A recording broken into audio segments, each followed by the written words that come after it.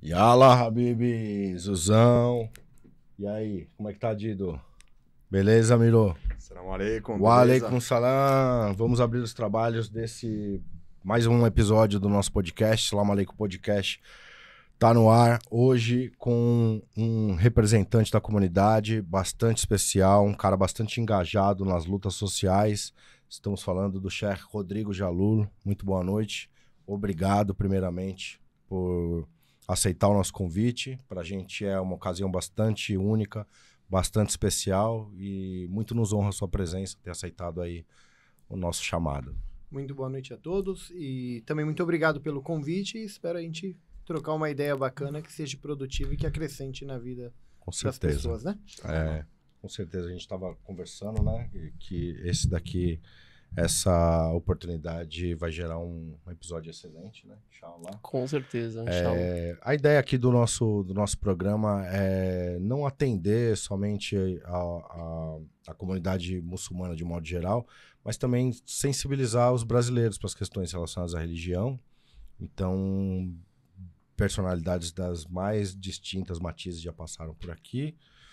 E hoje acho que é o 11º, talvez, que a gente já tenha gravado. A gente já tá com uma... Tá ruim de conta aí, mas... A gente tá com uma expectativa legal, porque tá chegando o momento da gente iniciar esse programa, que, querendo ou não, tem um certo pioneirismo, né? Como sendo o primeiro podcast muçulmano do Brasil, feito por brasileiros, né?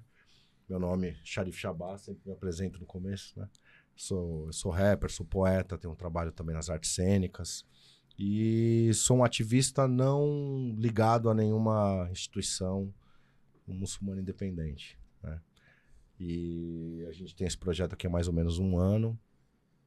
E foi uma jornada bastante longa para a gente chegar até o dia de hoje. Mais uma vez, obrigado por ter aceitado o nosso convite. Hoje a gente vai falar da sua trajetória, vai falar do seu trabalho, vai falar do seu livro. E a gente gostaria de começar deixando você à vontade para você contar um pouquinho sobre quem é você, da onde você vem, se você quiser falar de algum aspecto da sua infância, algum período da sua vida anterior a esse momento aqui, você fica à vontade. Sim. Bom, vamos lá. Bismillahirrahmanirrahim. Trouxeram uma figura polêmica aqui, você sabe, né? Sheikh Rodrigo Jalul é uma figura contraditória no mundo islâmico atual, pelas formas de trabalhar, pelas formas de pensamento, que eu não considero nada fora do Islã, do Alcorão Sagrado, mas que contraria um pouco a cultura árabe, né, ou alguns preceitos que não estão dentro do Islã, mas que foram inseridos dentro da religião e da cultura. Isso faz com que muitos brasileiros se afastem ou tenham uma má impressão da religião. Então, quem é o Sheikh Rodrigo Jalul? Eu sou filho de imigrantes, eu sou brasileiro, nascido aqui em São Paulo, na Zona Leste, na região da Penha, da Ponte Rasa, minha família.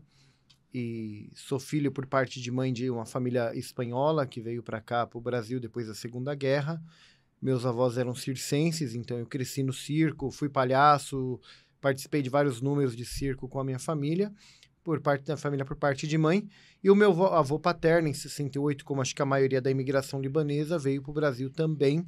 Sou por parte de pai e filho de libanês também. Então, sou uma mistura bem brasileira de espanhol com libanês, né? Cresci dentro do cristianismo praticamente, porque a minha mãe era católica, a família da minha mãe era católica, e com 16 anos eu me interessei em querer procurar sobre o islamismo, né? Nisso que eu fui procurar sobre o islamismo, por saber de origens mais da minha família, a princípio era algo cultural, até querer resgatar alguma origem, né? O meu avô frequentava a mesquita de São Miguel, eu trabalhava na rua Santa Ifigênia, então a mesquita mais próxima para mim era do Brás, né? Então eu chego na mesquita do Brás e não sabia que tinha duas mesquitas e nem sabia a diferença de sunita ou xiita na época. E chego ali por acaso, por uma ocasião ali de pedir informação no Brás e me falarem uma rua e eu virar em outra, eu caio na mesquita do Brás e não caí na mesquita do Pari. E aí fui ficando lá até descobrir depois que minha família era sunita e eu estava numa mesquita xiita. Mas aí, por questão, eu falei, eu tenho que me aprofundar e entender essa diferença, ou o que mais, assim, acho que é aceitável, né? Aquela época, obviamente, eu fui pesquisar e achei que a verdade estava com o xiita. Hoje eu tenho uma visão, claro, que eu sou um sheik xiita, mas eu tenho uma visão já um pouco mais ampla, né? Consegui abrir, graças a Deus, um pouco o leque na forma de pensar. Então, eu não vejo mais a questão sunita ou xiita. Eu acho que há coisas mais importantes dentro do Islã a serem refletidas, né? Que acho que ser muçulmano é mais importante, né? E antes de ser muçulmano, o mais importante é sermos humanos. Que Deus, antes de criar qualquer religião, ele cria a humanidade, né? Então, eu acho que a gente tem que morrer humano e morrer, segundamente, religioso, né? Então, nessas formas de pensamentos assim que eu tenho, contrariei bastante várias ideologias dentro do xiismo e até dentro do sunismo, chega a incomodar um pouco as opiniões que a gente tem. Então, o Sheik Rodrigo é isso daí. Fui estudar no Irã, né? Fiquei no Irã do período de 2007 até 2013. Estudei numa das maiores escolas reconhecidas do Islã xiita, no Irã, na cidade de Qom, a escola Imam Khomeini, onde me formei. E 2013, depois que eu sou nomeado sheikh, tenho meu turbante, em questão de meses, por causa de um golpe de sheiks iranianos que atuam no Brasil, forjaram uma deportação e um bloqueio do meu visto no Irã, me acusando de ser espião americano na época. E voltei em 2013 para o Brasil e não consegui retornar mais para o Irã, né? Fui vítima de um golpe por parte de próprios sheiks muçulmanos, xiitas, religiosos, caridosos, bondosos, misericordiosos, como dizem por aí, né? E que atuam no Brasil até hoje. E teve uma fase difícil na minha vida que, quando fui deportado, a rejeição na comunidade. Porque eu era um sheik xiita. Aí me olhavam como brasileiro e sofria discriminação como qualquer outro brasileiro pode sofrer em mesquitas, né? E também por ser de família sunita, por outro lado, que várias vezes falavam, você não é xiita, você é um impostor, você é sunita, você é brasileiro, né? E quando eu fui deportado, ainda mais com uma acusação forte de ser um possível espião americano, eu fui bloqueado na Mesquita do Brás de frequentar a Mesquita do Brás, sendo barrado na porta da mesquita na portaria, pelo segurança, em um evento de ocasião que eu estava chegando na mesquita. Então, eu passei uma fase muito difícil e acho que até de fortalecimento da fé, porque na hora a gente encara como problema, como adversidades da vida. Mas depois a gente vai entendendo a forma que Deus trabalha na vida de cada ser humano. Ela é individual, cada vida é individual, e Deus, eu estou mais que seguro que olha para cada vida individualmente. Muita coisa que eu achei que era um problema na minha vida, né? Eu era um sheik cancelado na comunidade, né? Ninguém cumprimentava, as pessoas tinham medo de tirar. Ninguém falava, Sheik Rodrigo, posso tirar uma foto com o senhor? As pessoas não falavam, pelo contrário, tirar uma foto comigo era ser cancelado como eu, na comunidade, né? 2013, 2014, 2015. Você foi deportado do Irã para cá? Do Irã. Eu vim a pedido do governo iraniano, eu vim para um trabalho no Brasil, religioso. Tinha um bilhete para 10 dias no Brasil, que eu só vinha para esse evento. E na minha volta para o Irã, quando eu chego no aeroporto Imam Khomeini, a hora que escaneia meu passaporte, começa aquela coisa na alfândega do policial ficar olhando para tua cara e pro passaporte, tua cara e passaporte. Aí ele não sabia que eu sabia falar persa, né, o idioma do país. Aí falou, come here. E eu segui o homem na sala, né, e chega lá na sala um monte de polícia. E aí ele com meu passaporte na mão, ele fala, o que nós temos aqui? Um espião americano. Aí quando eu vi ele falando isso em persa para os outros policiais, aí eu respondi em persa. Eu falei, eu sou um sheik, eu não sou um espião americano. E aí eles, você fala persa? O que não deve ter melhorado né? Essa situação. E aí eles falaram, não, essa área da polícia você não pode ficar aqui, né? E aí eles me colocaram num banco de lata de ferro sentado no aeroporto, com 2 guardas com metralhadora do meu lado, e eu fiquei umas 8 horas sentado ali no aeroporto Imam Khomeini, esperando para definir, acho que o meu destino, o que iam fazer comigo, né? E nessas 8 horas foi bem difícil para mim. E ninguém atendia o telefone, conseguia autorização para ligar, e todo mundo que eu ligava no Irã parecia que era algo muito planejado, porque cada pessoa que eu ligava, ninguém atendia o telefone, ninguém respondia, né? E assim, são coisas até da vida que eu acho interessante, assim, observo tudo, eu gosto dos detalhes, né? O segredo de muita coisa está no detalhe. eu acho que tem coisas que foi bom para mim também, porque a minha vida nunca foi estável. Sempre teve altos e baixos. E nessa trajetória, quando eu coloco o turbante, um dos meus maiores medos era a soberba.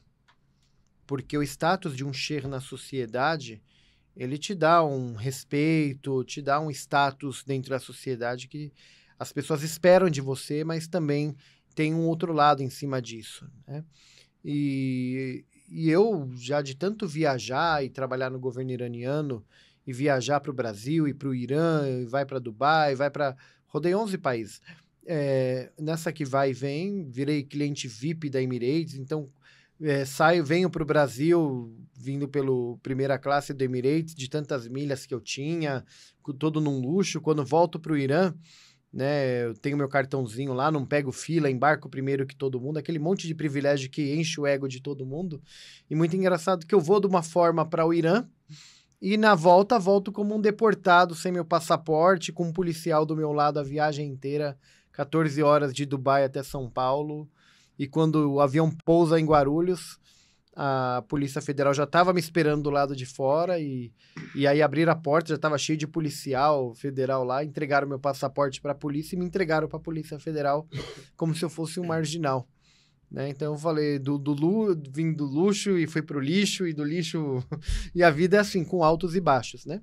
E aí eu tive que batalhar, por quê? Porque eu tinha uma consciência muito tranquila de que eu não fiz nada de errado. Eu sabia que eu era vítima de um golpe. E por esse motivo eu não desisti, mas teve também as provações da fé. Porque eu ficava pensando, por que eu estou passando por isso, né?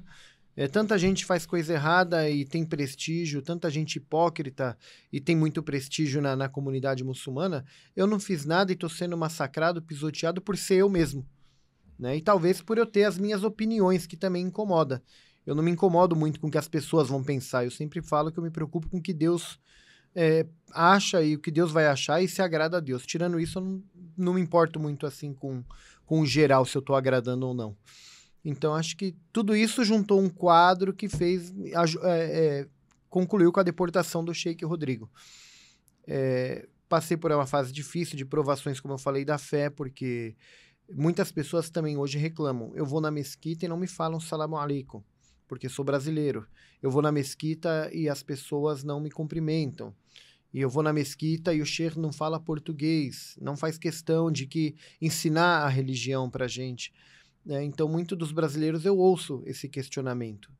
E eu, anos atrás, antes de ir para o Irã, tenho um amigo libanês, e uma vez eu falei para ele, eu não venho mais nessa mesquita, porque o sheikh não tem compromisso com a gente. Porque a gente não fala árabe a ponto de entender um sermão na mesquita. Então você vai aprender o quê? Bismillah, salam aleikum, e o resto você fica um vago olhando para a cara do homem falando lá. Então, várias coisas, a comunidade não olha na tua cara. Você fala mês do Ramadã, mês da misericórdia, do perdão, da fraternidade, e depois de um dia inteiro de jejum, a comunidade não se cumprimenta. Ou quando vê que é um brasileiro, não cumprimenta, desfaz. E eu falava, esse comportamento é totalmente contrário à religião. Então, quando eu sou deportado, eu peso muito na balança o comportamento da comunidade e o islamismo. Duas coisas eu consegui separar, graças a Deus. E esse conselho eu tive desse meu amigo quando eu reclamo que ninguém falava comigo, brasileiro e tudo, desfaziam. E ele falou, você vem na mesquita para Deus, para aproximar de Deus ou para fazer amizade com árabe? E aí eu falei, venho para Deus. Ele falou, então pronto, você vem para ter contato com Deus. Então tenha teu contato com Deus e vai embora. Você não precisa estar amarrado com ninguém, você não precisa do salam aleikum de ninguém ou que alguém te responda. Faz a sua parte com Deus, e eu tomei isso como consciência. Então hoje eu vejo muito brasileiro, eu não vou mais na mesquita porque eu me sinto hostilizado. E isso é lamentável acontecer, e eu acredito que isso, grande parte, é culpa dos líderes religiosos. Porque se eu tenho uma comunidade, eu tenho que dirigir, eu tenho que coordenar ela. E se eu não coordenar para os bons costumes, a ética islâmica, cada um vai trabalhar dentro de uma mesquita da forma que pensa. E não, o Islã é um só, a palavra de Deus é um só. O Alcorão não tem duas palavras para o estrangeiro ou para o árabe. Então é uma coisa só para todo mundo. Então, o comportamento de uma mesquita, ele também é relacionado ao comportamento do sheikh. Se o sheikh ele for preconceituoso, xiita, sunita, a comunidade vai ser preconceituosa. Se o sheikh não faz caridade, se o sheikh não trabalha a favor do próximo, a comunidade também não vai se mexer. Então, o sheikh é o espelho para a comunidade, né? Então, eu sempre tomei isso que eu não ia para me relacionar com ninguém, ia para me relacionar com Deus. E hoje eu falo para os brasileiros, se vai por causa de Deus, não vai por causa de um salam aleikum de alguém, ou se sentir hostilizado e largar a fé. O maior pecado, acredito, que um crente possa cometer é perder a fé na misericórdia de Deus, né? É desanimar, eu cometo muito pecado, então já está tudo perdido mesmo, e a pessoa se afoga em mais pecados. A pessoa acha que já está tudo perdido e se afasta de Deus. Esse é o maior pecado que a pessoa pode cometer, né? Há pecados e pecados que a gente vai falar dentro do Islã, mas eu acredito que perder a fé na misericórdia de Deus é a pior opção que a pessoa pode ter na vida, é se entregar a esse ponto, né? É isso que você falou, Sheikh, de você chegar na mesquita e você espera, tipo assim, tem muita gente brasileira, principalmente, que fica sabendo pelo Islã, estuda o Islã e tal, e aí ele vê o que está escrito, que é aquela união, aquela irmandade, né, aquele negócio todo, aí o cara vai para a mesquita e as pessoas nem olham na cara dele. Tipo, isso acontece, né? Isso é... Muitos brasileiros, até alguns que já vieram aqui, já falaram pra gente também algumas situações. Isso afasta a pessoa, né? Com certeza. Afasta e afasta as pessoas, e isso é pecado por parte de quem comete esses atos. E eu digo por quê? Porque a maior... Por que eu atuo muito na questão do trabalho social, que não é um trabalho, mas são ações sociais, são práticas a favor da humanidade, do próximo. Eu atuo muito nisso porque, primeiro, que é islâmico, segundo, que é uma obrigação religiosa ante Deus, cuidar do próximo, e tem os pontos de que a maior divulgação do Islã é o quê? É o teu comportamento, é a tua atitude. Não adianta você ser muito religioso e na hora que vai se prostrar na mesquita é aqueles que ficam 5 minutos prostrado no chão, e Allah, com um monte de súplica, um monte de coisa, e do portão para fora esquece tudo isso e tem outro comportamento. Uhum. Uma pessoa fala que está com fome, precisa de algum alimento, você ignora. O outro está com sede, você ignora. Você vê um outro jogado dormindo na rua daquele jeito, você finge que nem está vendo, porque não é problema teu, é um bêbado, é um drogado. Quando você perde essa empatia pela humanidade, você pode parar para refletir que você também tem uma enfermidade, só que espiritual.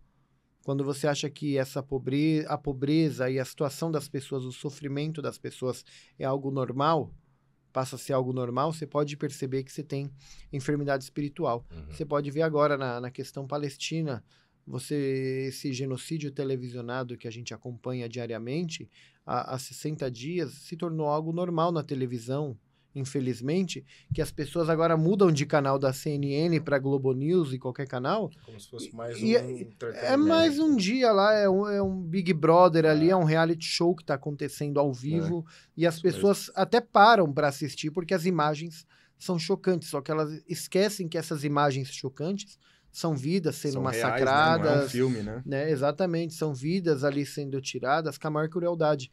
E a pessoa que assiste tamanho opressão e não se comove, na verdade, com aquilo ali, é porque ela perdeu empatia pela vida, ela é um egoísta, ela quer saber se é o meu filho, ela sente a dor. Se é o meu marido, minha mulher, sente a dor. Se é meu pai e minha mãe, sinto a dor. Mas se é do próximo, não há problema. Então, a pessoa, quando chega a esse nível no Islã, é porque ela perde empatia pela vida, né? Então, ela é um cancelado nessa vida passageira. Tem uma coisa que eu costumo dizer, Chá, é que se você tem uma religião, seja lá ela qual for, de qual tendência que for, e ela não serve para melhorar você como pessoa e nem o seu entorno, ela é só um rótulo. Não serve para nada. Sim. E tem um dito do Imam Ali no Islã, que diz que o opressor e aquele que assiste à opressão e fica calado, que se cala ante a opressão também, são dois grandes sócios. Então, quantas milhões de pessoas, bilhões, estão assistindo esse genocídio televisionado e se calam? Então, ele é o opressor e aquele que se cala ante a opressão, ele é sócio, são 2 grandes sócios. Especialmente aqueles que poderiam fazer alguma coisa, né? Sim. Os líderes políticos, né? Chefes de governo. Sim, e as pessoas também, né? Porque o boicote a Israel, quando eu não compro isso porque provém de Israel, é uma forma minha de manifestar. E se cada um fizer isso, as vendas caem, o comércio enfraquece, né, economicamente. Então, há várias formas, na verdade, de se manifestar. A mesma coisa, hoje a gente sofre uma crise climática. E se eu pensar que essa garrafinha de plástico é uma só e eu não vou reciclar, eu vou jogar no lixo porque uma só não vai fazer a diferença, e cada ser humano na Terra pensa isso, quantos milhões de garrafinhas, bilhões que vão ser despejadas aí sem ser reciclada? Então, os muçulmanos não falam sobre isso, né? toda a vida ela é contada por Deus, né? Nós somos individuais para Deus, né? Cada um com a sua característica, mas somos um coletivo também. Sim. Estamos mais interligados do que a gente imagina. Cuidar do meio ambiente não é ter respeito só pelo meio ambiente, é ter respeito por todo tipo de vida e humanidade. Isso é muito bonito. Então, cuidar dos animais é ter respeito pela vida. Cuidar das plantas. Você está vendo uma planta, ela não sabe falar. Uhum. E você vai lá e às vezes joga, a garrafinha tá no carro, a água ficou quente, você vai lá e joga fora. Mas tem uma planta com sede, você tá oprimindo aquela planta, vendo ela com sede e não joga água nela. O Islã preserva a vida em todos os aspectos, né, em todos os sentidos. Eu foco muito nessas questões, por quê? Existe 2 tipos de... Eu falo muito dessas questões ligadas à vida. Por quê? Existem 2 tipos de ações e de pecados ou de situações ante Deus. Uma significa ante eu e Deus, outra significa ante eu e o próximo. E Deus, ele fala que o que a gente leva dessa vida, tudo que é matéria nessa vida, Deus quer que você use tudo do bom e do melhor. Não há problema. Você pode ter o Ferrari, você pode ter tudo do bom e do melhor. O que você não pode é se apegar. Deus queria tudo e no Corão Sagrado, tudo ele fala, nós criamos, nós fizemos, nós, tudo é nosso. E a gente tem uma mania de falar, é meu. Como é meu? É meu filho. Como é teu filho? É teu filho. Ele vai crescer, ele vai casar, vai fazer família. Não é teu. Daqui a pouco você morre e você vai ver que você não leva nem quem você gerou. Não existe nada meu. Né? É meu marido, é meu filho, é meu... Não tem nada. É tudo um faz de conta. Nós estamos vivendo uma coisa tão passageira aqui que a gente não se dá conta. E o tempo vai passando e vai 30 anos, 40 anos, 50 anos, 60 anos, chega uma velhice e vai embora e a gente não se deu conta de que a gente não tinha direito a nada aqui. Né? A única coisa que a gente carrega para o outro lado são as nossas ações. Então, baseado nisso, você pode, religião islâmica, graças a Deus, é uma religião que trabalha muito com a lógica. Você tem um Deus que nós falamos que ele é onipotente, então não precisa de nada. É o criador de tudo que está no céu e na terra e o criador de tudo. E se é onipotente e não precisa de nada, o muçulmano fala, faço 5 orações por dia, para quem? Para Deus. É o que se fala, né? Mas Deus não precisa dessa oração. Essa oração é lixo para Deus. Se você, eu sou muçulmano, mas eu não consigo fazer todas as orações. Eu faço as 5 e mais algumas recomendadas. Grande, para falar a verdade português, claro. Por quê? Porque Deus não precisa dessa oração.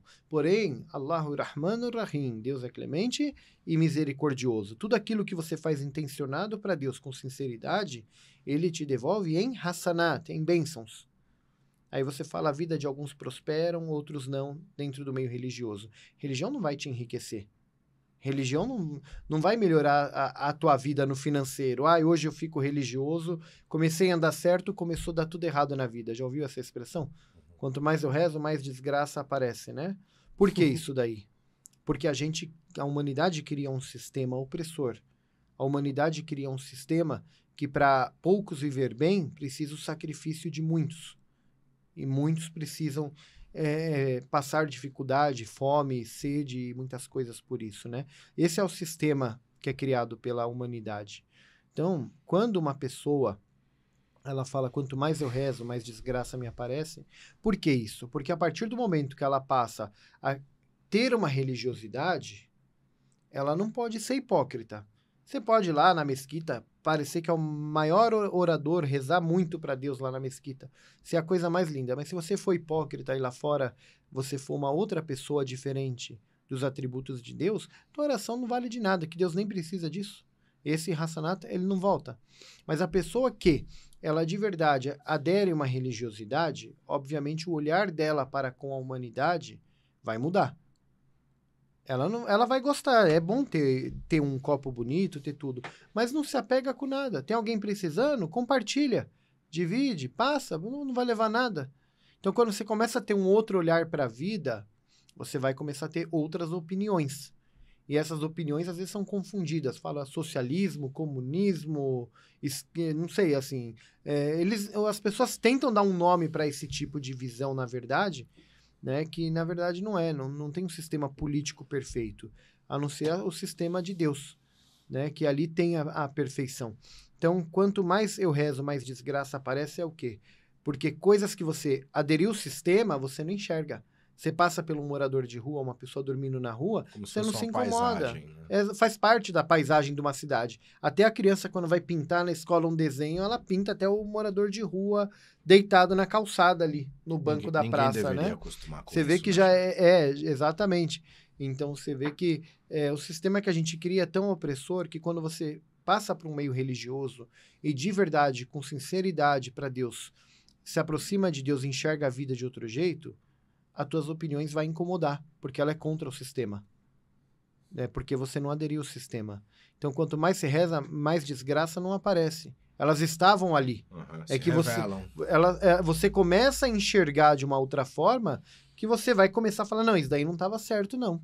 E quando você vai para essa parte do que não estava certo, ante um sistema capitalista, neoliberal, que é o sistema de política do descarte, né? Você funciona enquanto você está bem aí. Quebrou uma perna, já não serve mais, joga ele fora na fábrica, põe outro na função dele. A pessoa, na verdade, né? Ela já não tem o valor dela como ser humano. Sistema. Né? Para o sistema Se não tornou enxerga. um número. Só de como um certa número. forma, exato. Você anda numa periferia, numa favela, eu que venho das camadas mais pobres, das periferias do estado, parece que teve uma guerra lá.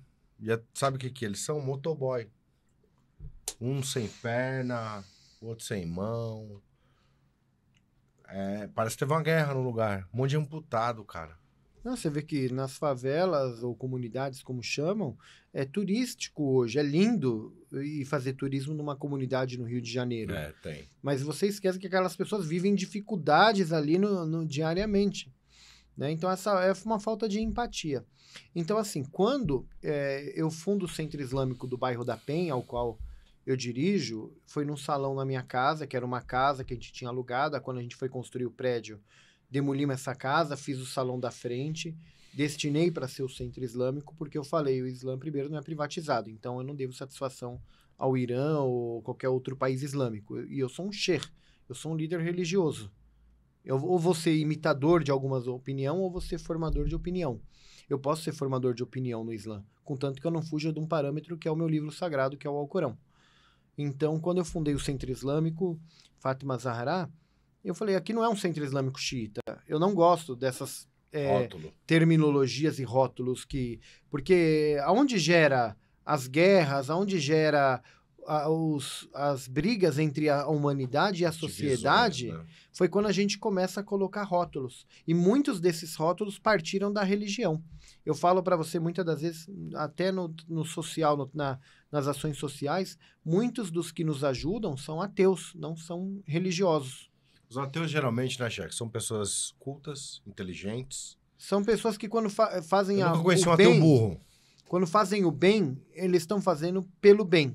É sincero, é mais sincero do que um outro. Do que às vezes um religioso. Exatamente. São mais religiosos do que eles imaginam.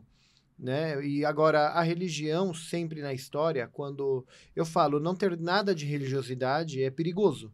Você vê agora esse genocida do Netanyahu, esse homem, ele fala que ajuda. Ele não tem religiosidade nenhuma. O sionismo não é religioso, né? Porque uma pessoa que tem religiosidade não tira a vida das pessoas ali como ele faz. Não. Aí não é de agora, 15 mil pessoas mortas. É de 70 e tantos anos que esse genocídio vem acontecendo calado e com pessoas aplaudindo, né?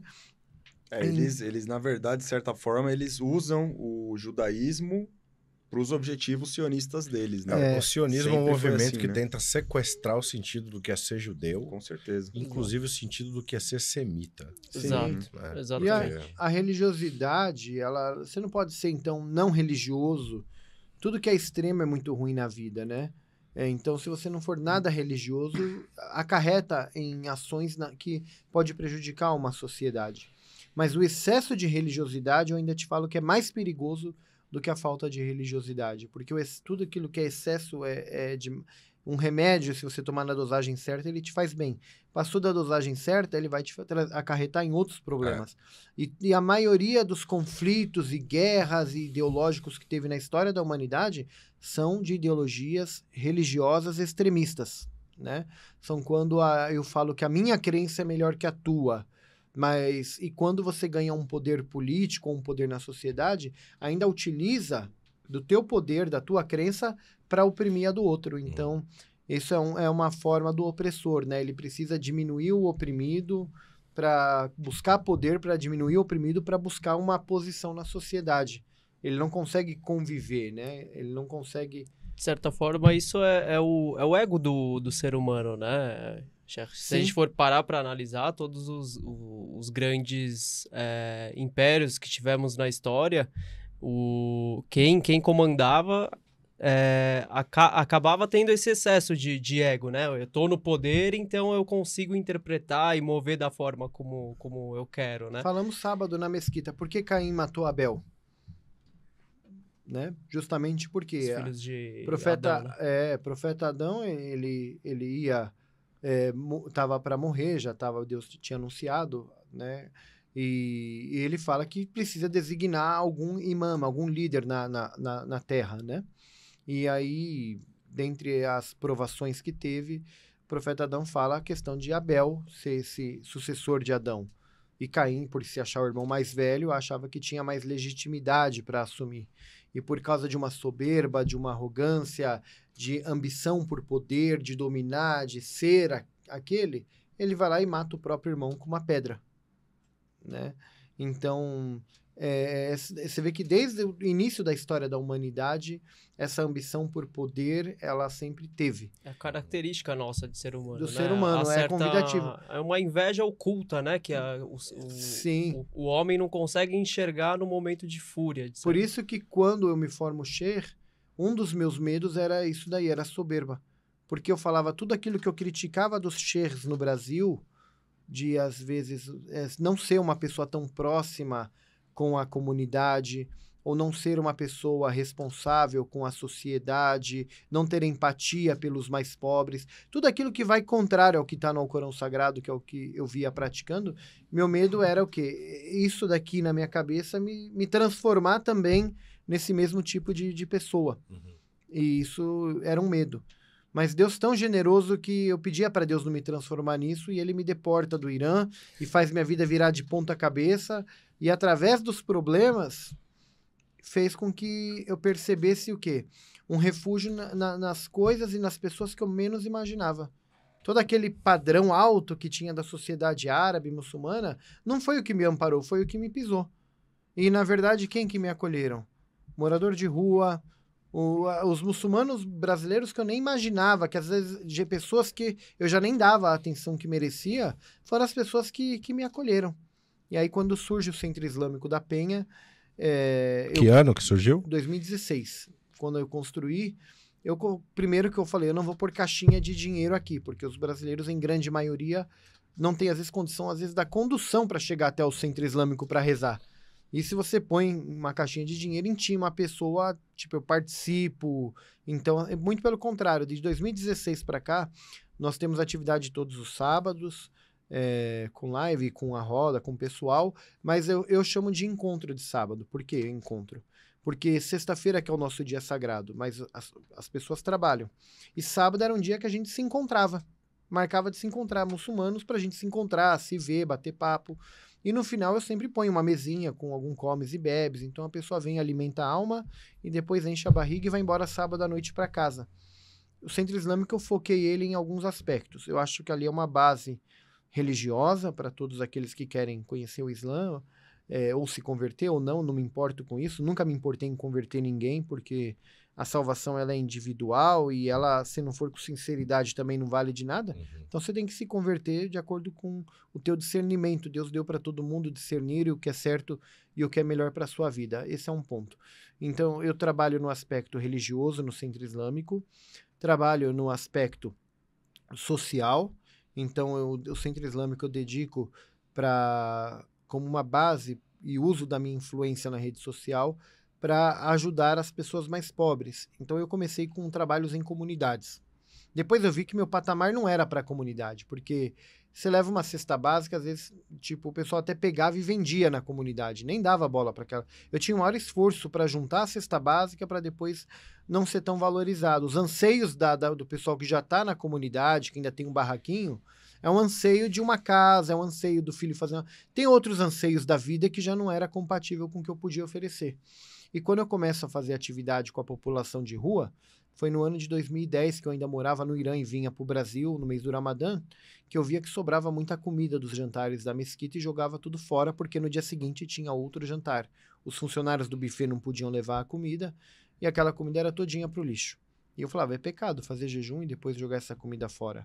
Então eu juntei um grupo de brasileiros, comecei a fazer marmitas e levar na Praça da Sé e no Brás. E aí, uma semana de atividade assim no mês do Ramadã, eu levo advertência na mesquita da diretoria que não era para mim alimentar essas pessoas, porque eram bêbados, drogados, comem lixo, e se eles comessem aquela comida e passassem mal, iam falar que é a comida da mesquita que fez mal. Então, para gerar um desconforto na mesquita ou na comunidade, era preferível que nós não dessemos a comida, era preferível que jogasse fora. Quer dizer, quem quiser que pegue do lixo, né?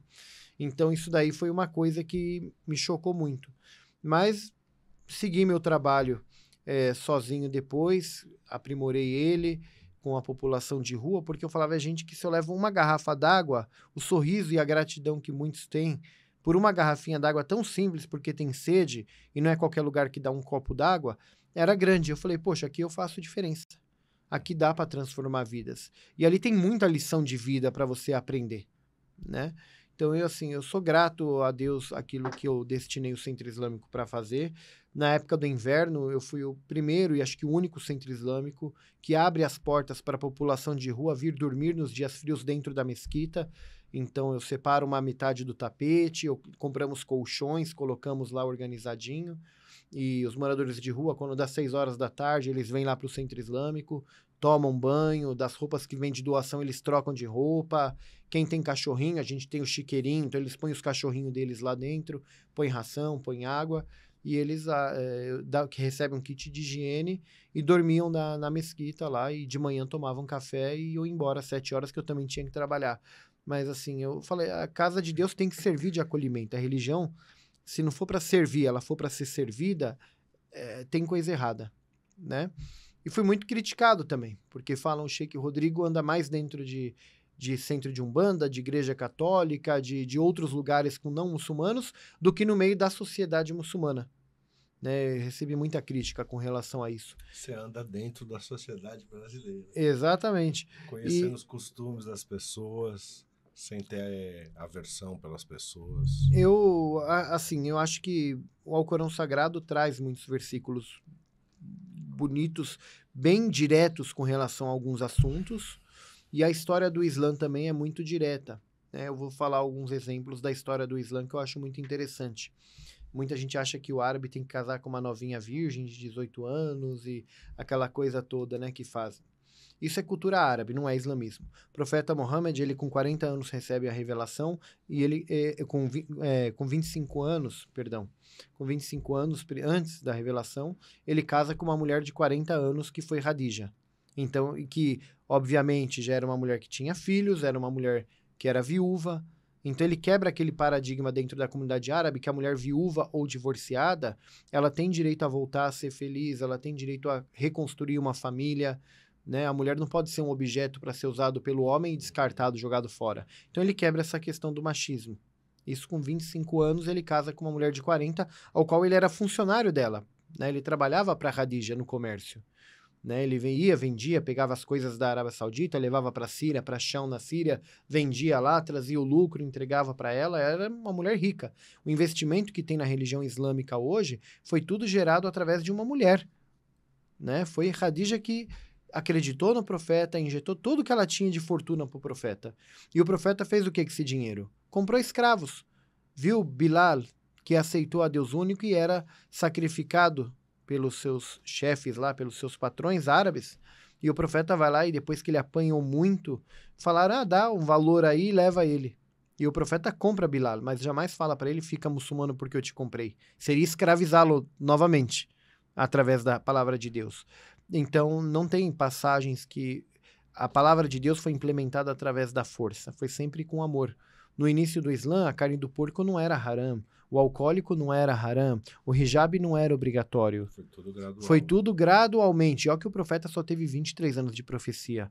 Então ele tinha que ser um cara muito bom mesmo, a ponto de conquistar e entrar no coração das pessoas para elas aderirem à fé.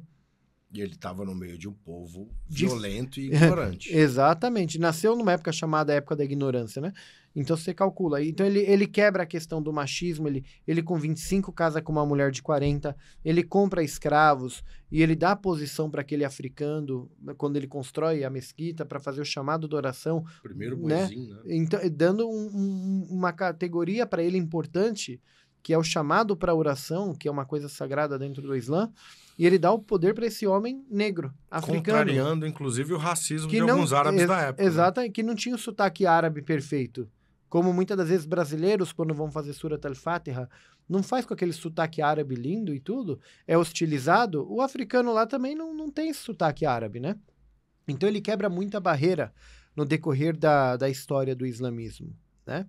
E quando falaram para mim, você é desviado da religião porque você só anda com não muçulmanos. A gente não vê o senhor enfiado nas mesquitas por aí. Eu falei, graças a Deus. Eu falei, graças a Deus, porque o profeta Muhammad, quando recebe a revelação com 40 anos, existia muçulmano naquela época? Não existia. Se ele recebeu a revelação com 40 anos, não tinha. Então ele andava com quem? Quais pessoas ele andou? Ele andava com quem? Com não muçulmanos. Então eu acho que eu não estou no caminho errado.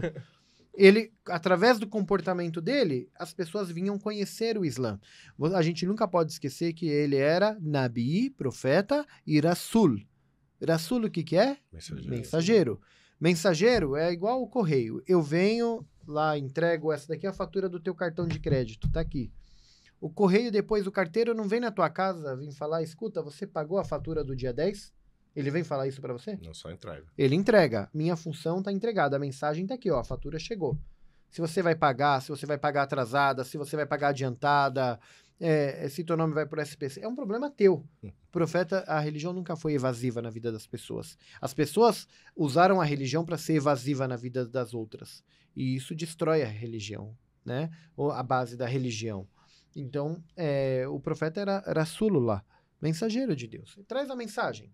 Quem vai aceitar ou não vai, aí é um problema pessoal dele, a salvação é individual. Mas quem procura, ele recebe de braços abertos, é o que eu faço. Eu não saio por aí convertendo ninguém. Você não vai ver Sheikh Rodrigo por aí, converte pelo teu bem, para tua salvação. Eu nunca vou falar isso, se Deus quiser. Eu, através do meu comportamento, do meu trabalho, as pessoas se interessam em conhecer o Islã e eu explico o Islã. Se alguém vai se converter, pelo menos é de coração. Tem que ver um convertido ou nenhum, mas pelo menos a minha parte ante Deus eu fiz. Agora o islamismo, todas as vezes que você vê no Alcorão Sagrado falar, faça a oração, você vai ler uma frase depois que é o quê? E pague o zakat. Faça oração e pague. É repetitivo no Alcorão Sagrado. Não sei o número de vezes, mas são várias passagens que fala e faça oração e pague o zakat. O que é o zakat? Caridade. Aí, caridade, a gente acha que é o quê? Eu vou na mesquita e ponho lá na caixinha da mesquita o dinheiro, isso daqui é o zakat. Não. É também uma forma de zakat, porque é a casa de Deus, tem que ser mantida, tem despesa. Mas há diversas formas, mas né? O zakat é a caridade. Quer dizer, faça oração é algo espiritual, é entre eu e Deus.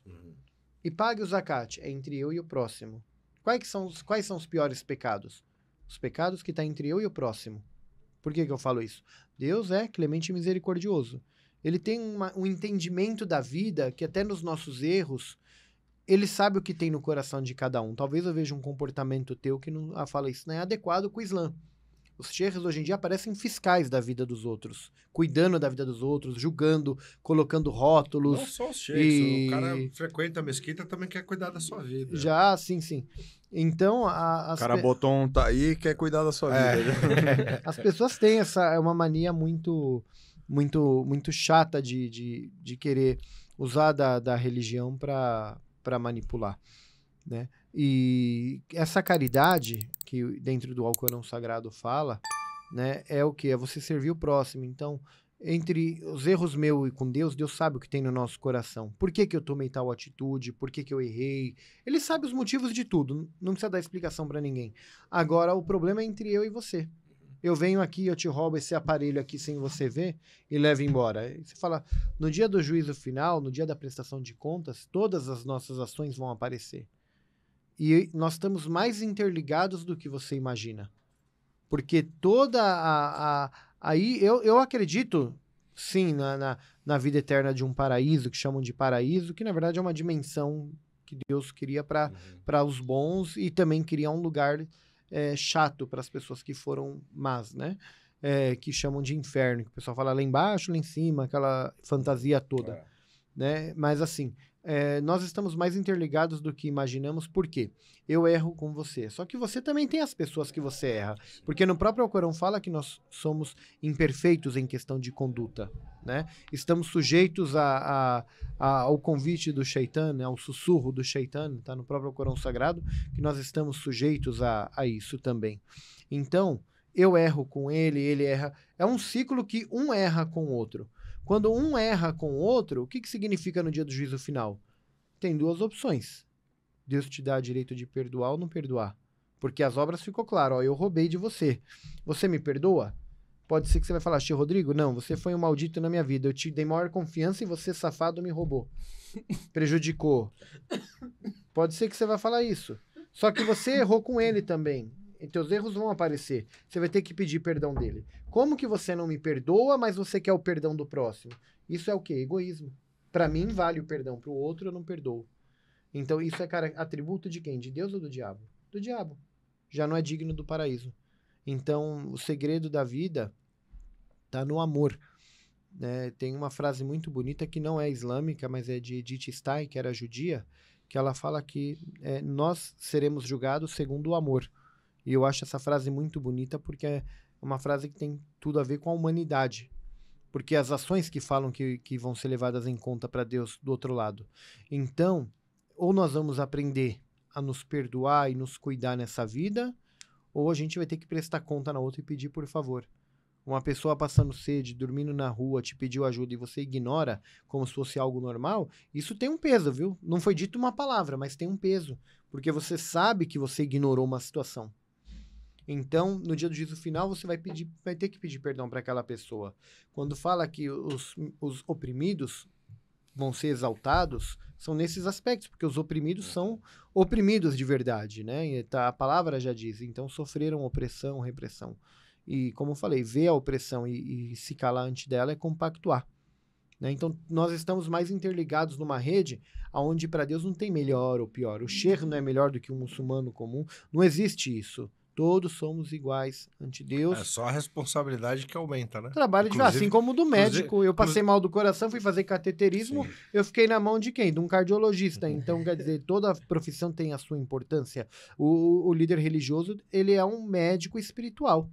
Ele tem que estar pronto para alimentar as almas, cuidar das almas, assim como um médico físico vai cuidar do corpo. Eu não entendo do corpo, mas a gente pode falar das enfermidades espirituais, como tratá-las.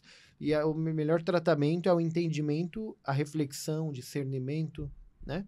Então, o Centro Islâmico, a gente atua nessa questão do social, nessa questão do religioso, pregando o islamismo, mas da forma certa, no dia certo, como um compromisso, porque a palavra de Deus pede compromisso. Deus não é um enfeite que quando eu preciso, eu vou, oh, Allah, eu preciso de saúde, preciso de trabalho, emprego. Depois que tá bem, esquece da palavra de Deus. Esquece, você fala Deus, fala quem? A pessoa esquece. Então, Deus é compromisso, é um trabalho diário. Faça a oração não é um compromisso diário? E no Alcorão não vem falando, faça oração e pague o zakat? Esse zakat, então, é um compromisso diário. essa caridade, não é só oração, um compromisso. Por que que ele faça oração e pague o zakat? Porque só oração é compromisso diário e o outro zakat eu anulo. Por que que aquilo que me convém, que eu acho que salva a minha alma, eu trago para a minha vida, e aquilo que diz respeito a doar, compartilhar ou ajudar o próximo, eu anulo, como não é uma coisa diária, né? Tem esses questionamentos. Então, eu acho que a caridade, ela é um trabalho diário. Eu faço um trabalho com a população de rua diariamente. E eu ando no meio de pessoas que são rejeitadas e excluídas pela sociedade. Então, eu tenho que ter consciência que eu não vou ganhar o Prêmio Nobel da Paz e nem vou subir no palanque e levar um show de aplausos. Eu tenho que ter a consciência de que eu vou ser tão excluído e tão rejeitado quanto aquelas pessoas. Porque eu ando no meio de pessoas que, segundo a sociedade, não são convenientes, são imprestáveis, são pessoas dependentes químicas ou algo do gênero, né? Então, por esse motivo, eu tenho ciência do que eu estou fazendo. Mas eu acredito que o que eu faço, usando da minha influência, baseado na palavra de Deus, é o certo. É compartilhar, é ajudar. Né? Cada pessoa que está na rua ali tem uma história de vida, tem um porquê. Então, eles têm todo o direito de serem ouvidos. Se me beliscar aqui, eu sinto dor. Se eu beliscar você, você sente dor? Eles têm sentimentos, eles têm vontades, têm, não sei, anseios da vida, desilusões, né? Então, acho que esse é o trabalho. E o outro trabalho que eu faço é o trabalho interreligioso. Nós vivemos em um estado laico e o islamismo, hoje eu estava até debatendo em um outro local, que o islamismo não está avançado no Brasil como a gente imagina. O islamismo, se não tiver na estaca 0, está na estaca -1. Porque a comunidade árabe sempre se preocupou muito com a cultura e menos com a religião. E por esse motivo, os filhos dos árabes se afastaram da religião. Muitos não sabem nunca leram o Alcorão, nem sabem o idioma árabe, não se mantiveram na cultura e também não se mantiveram na religião. Com tanta preocupação que teve, há uma falha. Eu vejo isso é muito visível em muitos filhos de árabes, né, de libaneses que tem aqui no Brasil que vivem. Então, essa questão interreligiosa, ela é essencial para a existência do Islã no Brasil. Porque as pessoas enxergam o Islã como uma religião radical, uma religião que não está de portas abertas, que não aceita. Uma religião do passado também, né? Mas- Sendo que é uma a mais religião recente, estrangeira, né? Religião bárbara, estrangeira né? dos árabes Religião só, bárbara. né? Mas quando Que você eles vai confundem cultura com religião Mas normalmente. quando você vai falar do Islã, a pessoa fala, mas isso daí diz no cristianismo, diz no judaísmo, Adão e Eva, Abel e Caim, Abraão, Moisés, Noé, Jesus. Fala a mesma coisa, os ensinamentos, passagens e tudo mais, com alguns pontos de divergências, mas há muito mais convergências. Então, o diálogo interreligioso, eu ando com o Padre Júlio, que vai fazer 6 anos, 7 anos aproximado. Eu não fiquei católico e ele não ficou muçulmano. Mas a gente trabalha em que aspecto? Das convergências, não das divergências. E qual é a convergência no meio entre as duas religiões? O Deus único, o amor, a caridade. Ajuda ao próximo, né? A trabalhar em prol da vida, seja de uma planta, um animal, um ser humano. Então, esse daqui é uma base. E eu vejo, assim, que ele é um padre tão cancelado quanto eu sou um sheik cancelado. Eu, na comunidade muçulmana, me considero um sheik cancelado e rejeitado. Mas eu me incomodo com Deus, Allah subhanahu wa ta'ala. Mas o Padre Júlio também, dentre a comunidade cristã, muitas das vezes ele é um padre cancelado e rejeitado por outros padres, por outras pessoas de dentro da própria crença. E o que ele faz diariamente? Eu acompanho ele de segunda a sexta. Trabalha, usa da sua influência, arrecada doações, transfere para os pobres. Eu lembro que na época de festa junina, várias paróquias fizeram festa junina e você tem um caixa, você compra fichinha e tudo mais, né? Supostamente para ajudar a paróquia. Padre Júlio foi fazer uma festa junina um dia só lá na paróquia e perguntaram para ele o caixa, né, das fichinhas, como que ia funcionar. Ele falou, não vai funcionar. Ele colocou as barraquinhas lá, mandou servir tudo de graça e depois falou, cada barraca vê o que forneceu e passa para mim o valor que a paróquia vai pagar. Todo mundo tomou um susto. A única festa junina de São Paulo que não tinha caixa e qualquer lugar que você encostava era o arroz doce de graça, era qualquer coisa de graça. Né? E ele fala, a gente trabalha com pessoas que não têm condição de nada. Como que eu vou fazer uma festa junina para que os que têm dinheiro vêm gastar para arrecadar dinheiro e eu vou excluir os excluídos? Não tem lógica. Então, essa convivência que a gente tem, eu percebi nele que, você vê, é um padre mas a gente tinha muitas convergências muito parecidas no raciocínio ideológico, religioso e na prática diária. A religião ela é para ser vivida. Faça oração e pague o zakat. Lembra sempre, a oração é diária. E o zakat, como fica? É só quando eu quero? Então, que compromisso que eu tenho com Deus? Eu encontrei uma forma, então, de dedicar a esse trabalho à população de rua. E, claro, tem outros. Tem animais que eu também pego e levo no veterinário, cuido. Muitos moradores de rua têm bichinhos. A gente faz campanha, leva para vacinar e vai devendo e vai pagando o veterinário como vai dando. Às vezes são pessoas que estão com problema de saúde, a gente compra remédio. Não é só dar comida, porque eu não estudei tanto tempo para ser garçom. Eu não sou garçom para ficar servindo comida para os outros. A comida ela é um meio, porque a fome ela existe, a sede ela existe. O que mais importa desse trabalho todo é a convivência humana. E ali eles me chamam de sheik, eles não me chamam de padre ou de pastor. Então eles sabem que é um muçulmano ali, né? E mais do que isso, as pessoas que assistem, que vê isso daqui também reflete positivamente para o Islã. Isso que eu sou um. Imagina se todos os sheikhs ou uma boa parte dos muçulmanos passassem a fazer isso. Né? Nós vemos aí tanto hospital aqui em São Paulo, Santa Virgínia, Santa não sei da onde, Santa Dulce, vários nomes de santo, Santo Antônio. Por que a gente não tem Hospital Profeta Muhammad? Por que a gente não tem Orfanato Profeta Muhammad? Por que a gente não tem abrigo para pessoas em situação de rua Profeta Muhammad?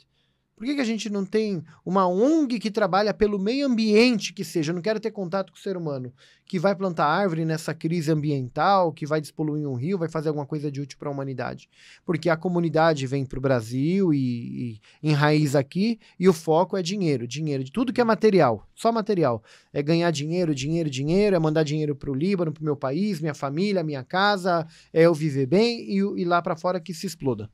Então esse é um problema gravíssimo da religião, é uma falha dos sheikhs, porque se a sociedade está pensando assim, é porque o líder também, muitas das vezes, deve pensar assim.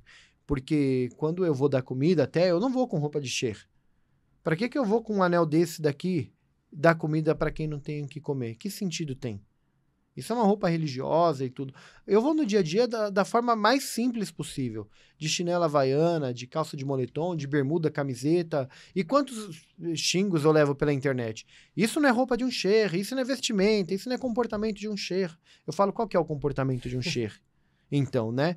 Então parece que também você vê que aquele elitismo, aquela mística, parece que também tem pessoas que têm tara por esse tipo de tem uma, né? Parece que tem pessoas que se atraem por isso daí, né? O profeta tinha 2 mudas de roupa, tô errado?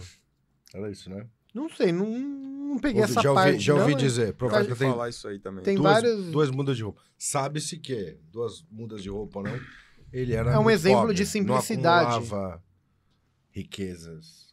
Né? Poderia ter acumulado o que quisesse, né? O pessoal seguia ele, posição para isso, né? Tudo é compartilhado, né? E eu acho que assim, acho que parte de mim mesmo, na verdade. Acho que um pouco também, acho que é a minha essência, porque eu nunca fui apegado com nada. Tudo aquilo que eu acho que eu não simplesmente me deu 5 minutos e eu não quero, eu desfaço. Até o Adriano hoje estava em casa, o irmão Adriano, e ontem eu tava o painel da minha televisão, falei, eu não quero mais esse painel, mas é um painel novo. E eu desparafusei ontem meia-noite, tirei ele lá e coloquei lá, e o Adriano foi hoje em casa e falou, e esse painel? Falei, quer levar? Pode levar. Né? Então, quer dizer, qualquer outra pessoa vai procurar o LX, vai procurar um meio de lucrar com... Sim. E não, assim, tá aí, é pra compartilhar, não tem nada que é nosso. Né? E a vida é isso. Come uma esfirrinha, chefe. Depois eu como. Chefe, eu queria te perguntar sobre esse livro que você escreveu. Eu vi o nome aqui, achei já polêmico. É um nome polêmico. É Intrigas no Reino de Alá, né? Aí você vai falar no Reino de Alá, não tem intriga. Né?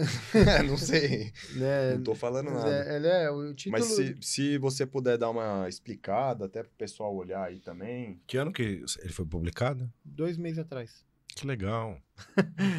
Bacana. Quem fala esse livro, chefe? O livro, ele conta um pouco da... Eu achei interessante porque falar um pouco da minha trajetória, não por causa de imagem, porque quem entrar na minha rede social vai ver que tem gente, pra você ter noção, que tem gente que já chegou a bater no meu portão ali no Centro Islâmico e eu tá lavando o quintal e falar pra mim, oi, o Sheikh Rodrigo tá aí?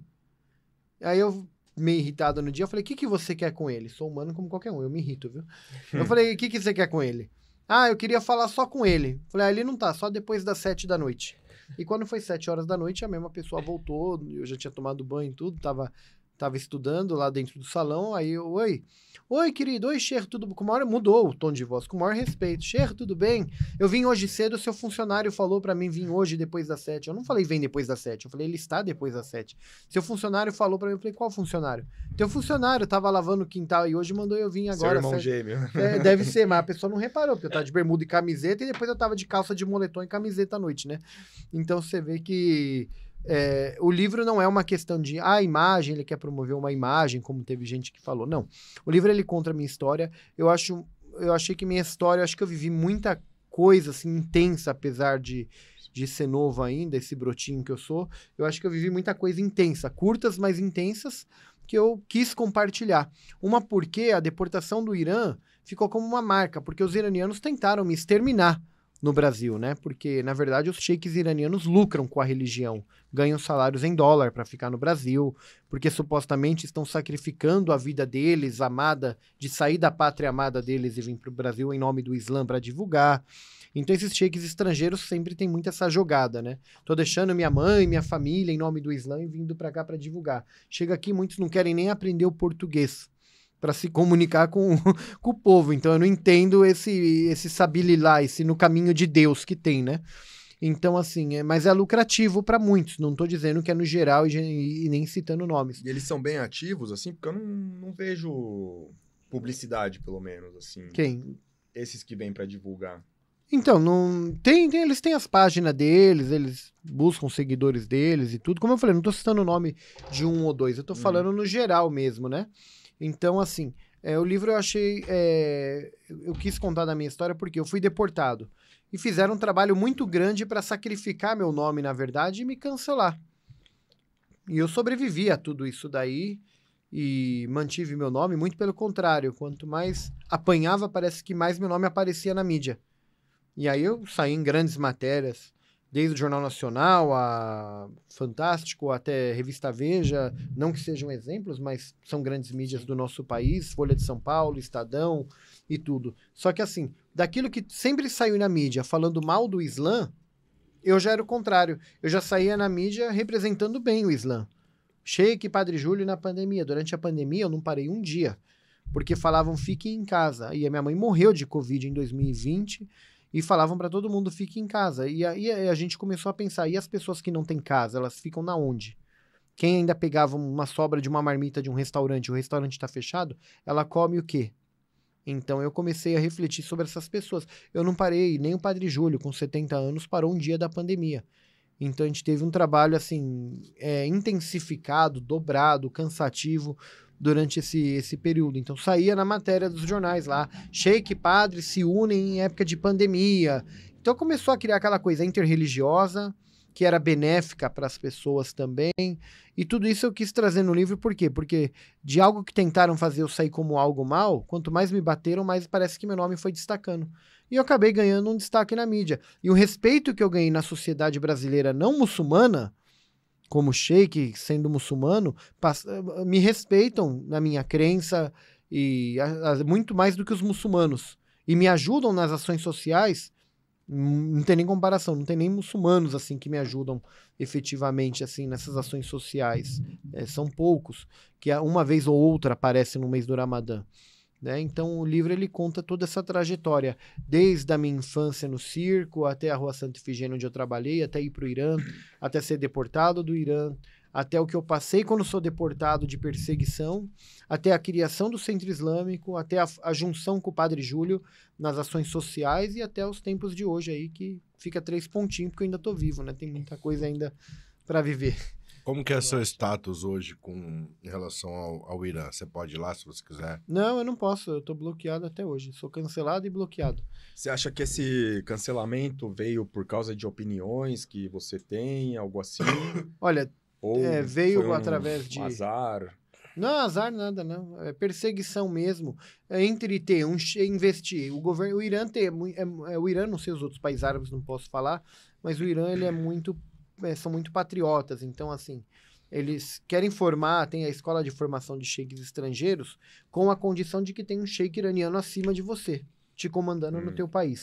Eu nunca fui de baixar a cabeça, e eu tenho minhas opiniões e convicções, e então, desde o Irã já tinha alguns embates por não concordar com algumas coisas do sistema, do governo iraniano. Então, assim, acho que eles pensavam que esse cara lá na frente, pra gente, vai ser um perigo. Então, assim, tentaram me cancelar o mais rápido possível, né? Eu já tinha me formado, mas insistiram em seguir num cancelamento que não deu certo. Então, resisti. Aí, formei em 2013, estamos em 2023. Esse ano eu fiz 10 anos já de ordenação religiosa como sheik e não conseguiram chegar nesse objetivo. Mas entre pagar um salário para um sheik brasileiro ou pagar para um iraniano, você vai dar emprego para quem, se você é do governo iraniano? Para um iraniano. É o patriotismo e tudo, não é a visão religiosa. O que é mais interessante para o Islã no Brasil? Ele não há o Islã fica em último lugar. Primeiro lugar é o que vem na frente. A pessoa da minha etnia, é o meu coleguinha, para mandar ele para o Brasil. Então, a última coisa é o Islã. Se pensasse no Islã, é muito melhor investir num sheik que fala português, que sabe a cultura dos brasileiros. Agora, as pessoas, infelizmente, assim, têm essas visões que não são religiosas, né? Eu, particularmente, acho que o Islã não cresce no Brasil por causa dos chamados centros de divulgação islâmica, no geral. Os centros de Dawa, os centros de... na verdade, as instituições criadas para se divulgar o Islã, em sua grande maioria, isso é uma opinião minha, eu assumo inteiramente ela, eles são, ao meu ver, grandes entraves para a propagação da religião no Brasil. O centro de propagação de conhecimento islâmico, por exemplo, eles não atingem uma periferia. Eu vou morrer com, sei lá, se Deus me permitir morrer com 80 anos, eu não vou ver chegar um cara lá, na favela onde eu fui criado, para falar de Islã. Então, é uma crítica que eu também... é uma coisa que eu observo de forma bastante crítica também, há muitos anos. Como eu disse no início da nossa gravação, uma coisa que me despertou muito interesse pelo Islã foi a figura do Malcolm X, por exemplo. Um ativista político, um cara muito importante na luta pelos direitos civis dos afro-americanos. Eu fui para a mesquita procurar o Malcolm X e não encontrei esse tipo de atuação. Eu brinco que eu falo que eu fui procurar o Malcolm X, só encontrei o Alibaba. E nem o Profeta Muhammad, nem nada. Não, entende? Assim, eu entendi. Não em termos, obviamente, não em termos de divindade, nada disso. É tipo assim, pô, que legal, os muçulmanos fazem isso. Exato. Eu quero ver. O Islã manda fazer. O problema é que há uma falta de comprometimento com a sociedade onde eu vivo. Então, assim, eu faço a minha parte, não me incomodo com os outros. E sou criticado por aquilo que eu faço. É o que eu falei, eu ando com gente rejeitada e excluída. Eu não posso esperar que eu vou receber um prêmio pela comunidade muçulmana ali, que lindo que ele faz. Não, sou rejeitado e excluído porque ando com rejeitado e excluído e assim eu vou ser. Aliás, muito provavelmente, se você começar a ganhar muito prêmio, é porque você está perdendo a autenticidade. Exato. Você até citou o prêmio Nobel, figuras muito controversas já ganharam o prêmio Nobel. Né? Exatamente. E assim, os sheiks assim. talvez não... É muito cômodo a situação que vivem hoje, talvez esse enfrentamento e essa quebra de barreiras, talvez não é conveniente, talvez eu tô sentado na minha zona de conforto e tá bom demais e fala Bismillah e lê o Corão, fala uma palavra bonita, mas a prática falta e as pessoas hoje em dia estão ficando menos religiosas. Então, se elas não vê atitudes, na verdade, isso causa uma descrença nas pessoas, uma falta de esperança, né? Sim. Quantas igrejas que a gente viu aí com o nome de igrejas evangélicas neopentecostais abriram como comércio, extorquindo as pessoas assim descaradamente. Isso faz com que as pessoas percam a fé, não alimenta a fé, né? Então, a presença da comunidade muçulmana é falha. Na verdade, tem dois aspectos que atrasam o Islã no Brasil. Um é o que a gente chama de mídia, porque a mídia sempre trata o islamismo como algo ruim, e outro é a própria comunidade muçulmana, que dá o mesmo motivo para a mídia desfazer, porque se eu não tenho um vínculo com você de amizade ou algum vínculo, como que eu vou falar bem de você? Mas no máximo eles fazem uma matériazinha bem pequena no mês do Ramadã em alguma mesquita para dizer começou o mês do Ramadã para os muçulmanos, não por causa dos muçulmanos no Brasil, porque é no mundo, é um ato mundial.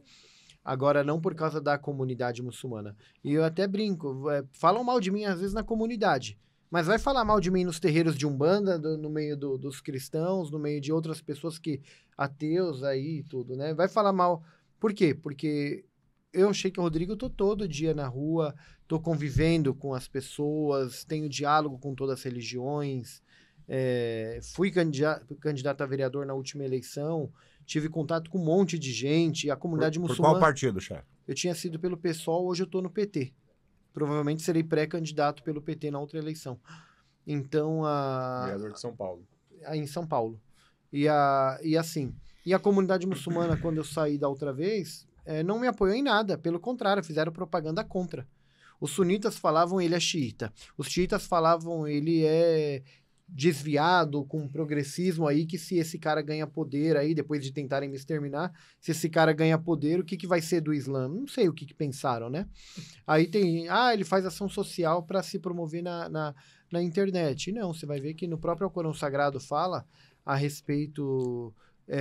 tem versículo no Alcorão que fala muito claro das pessoas que fazem as boas ações e a caridade, quer seja de dia ou de noite, abertamente ou secretamente, são bem-aventurados por Deus.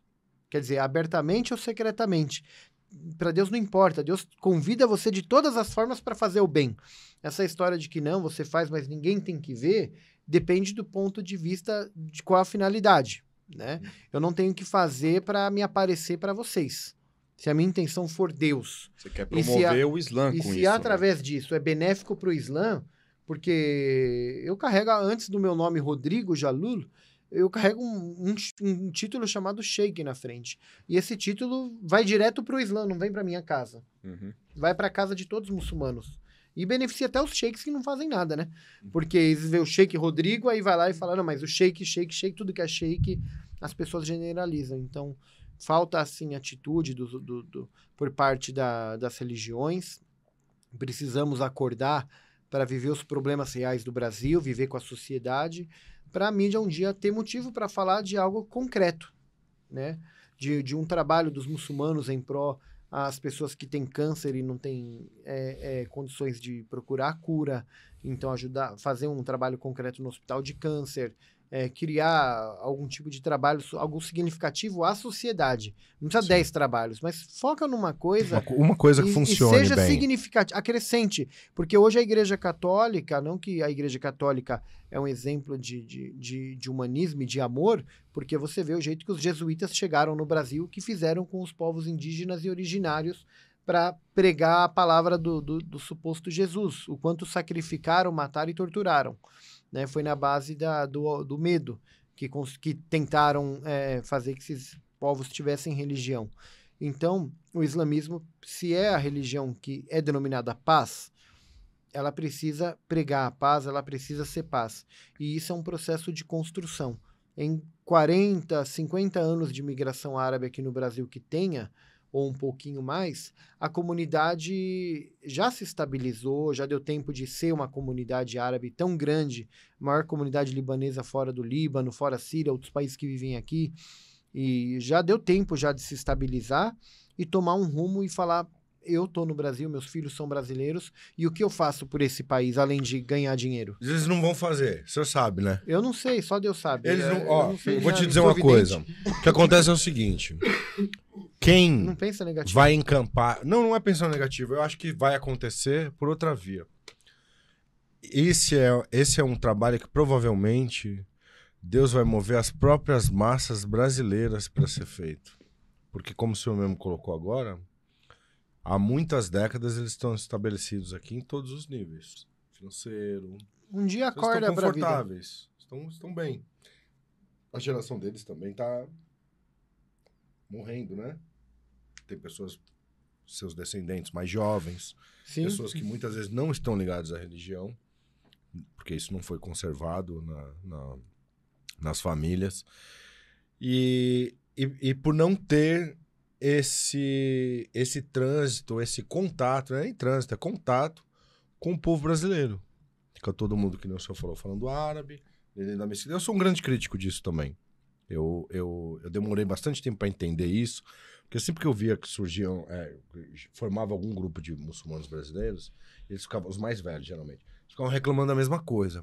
Não, a gente que tem que fazer esse trabalho, esses caras não vão fazer e tal. E eu, na minha ingenuidade ali, de época, eu ficava assim, mas não, a gente é tudo muçulmano, tá tudo certo. Mas o que tem que... Não, mas você não entende, é que o nativo da terra tem que fazer esse trabalho. E pra mim tudo era uma novidade e tal, eu não entendi. Hoje eu entendo isso aí. Porque... Parecido com a lógica, por exemplo, ele citou bem a coisa da colonização, é parecido com a lógica do latim, por exemplo, a coisa da língua árabe. Língua é ferramenta de dominação também. Dentro da religião, baseada em escritura, isso é uma ferramenta de dominação. Então, eu detenho o conhecimento da língua árabe. Você vai ficar aí sentado escutando minha rútula aí sem entender nada. Uhum. Não sabe nem o que eu tô falando. E não tô nem aí se você entendeu Não ou tô nem não. aí se você entendeu O também. importante é o salário cair no fim do mês. Mas é uma falta de compromisso religioso até. Né? Porque é falta até de olhar historicamente a história do próprio Islã, né? A época que foi dominada a atual Europa, né? A atual União Ibérica, Espanha, Portugal, a época que o Islã realmente dominou toda aquela área. E o que eles faziam, aqueles povos, né? Seguiam o que o profeta Muhammad sallallahu alaihi wasallam batia sempre na tecla com os companheiros dele, né? Não, jamais a gente vai impor, que nem você bem E citou, falar o impor a idioma religião. do povo. Exato, eles primeiro aprendiam o idioma daquele povo para depois falar Como de você vai se Islã, comunicar? né? Você vai se comunicar como? Exatamente. Vai pujar a cultura do outro com a sua. Não, você vê o que Exatamente. aconteceu quando os portugueses vieram para cá encontrar os povos indígenas e originários, eles não falavam tupi-guarani. O que eles fizeram? Vai aprender foi na base do amor? Que palavra de Deus que Na eles porrada. pregaram pro pessoal lá que o povo começou a aceitar o Jesus, na verdade, né? Foi na base da opressão. Então, a religião, se ela servir como instrumento de opressão, tem dois problemas. Ou tá na religião ou tá nas pessoas que dirigem ela. O Islã é uma religião completa, a última mensagem divina para toda a humanidade. Não tem outra mensagem depois dela, até o fim dos tempos. O Alcorão Sagrado, o livro legítimo, que completa todas as escrituras e fala tudo sobre essa vida, sobre a vida eterna, e traz os ensinamentos como manual de instrução para a existência humana, para como a sociedade viva em paz. Tem tudo ali naquele livro, todos os aspectos, da saúde, da higiene, do social, da caridade. Ele explica sobre todos os aspectos, a gente tem tudo. Mas pela humanidade, talvez adotar uma parte da religião e aquilo que não convém, fechar o olho e fingir que não está vendo e não praticar, né? Porque como praticar a religião, como lembra, quanto mais eu rezo, mais desgraça me aparece. Então, quanto mais você ser adepto da religião, mais o Shaitã, o diabo, ele vai sussurrar no teu ouvido. O que você está fazendo da tua vida? Larga a mão, rapaz, vai cuidar da tua vida, vai comprar uma Mercedes, uma Ferrari, vai viajar que você ganha mais, problema de cada um que tá aí, isso daí tá pagando o pecado dele. Essas são ideias diabólicas, na verdade, que ele sussurra no nosso ouvido, e a gente, quando pratica e dá a materialização para esses pensamentos, a gente passa a ser representante do diabo na Terra. E quando a gente segue a imagem do profeta, né, você sabe, a palavra Allah, na verdade, que a gente chama de Deus, ela nada mais é que a junção dos 99 atributos de Deus no Allah, né? Não sabia. Porque você vai falar, Deus, quem que é Deus, né? Deus é Allahu Rahmanu Rahim, Adel, é justo, é clemente, é misericordioso, é perdoador. Deus é tanta coisa que você vai falar tantos atributos. Então, na verdade, né, Allah vamos simplificar, uma compressão de tantos atributos de Deus, Allah, aquele que é tudo aquilo, o motivo de todos os motivos. Então, é por isso que essa é a compressão da palavra que a gente fala Deus, resumo em Deus no português aí, né? Porque Deus é reconhecido através dos seus atributos.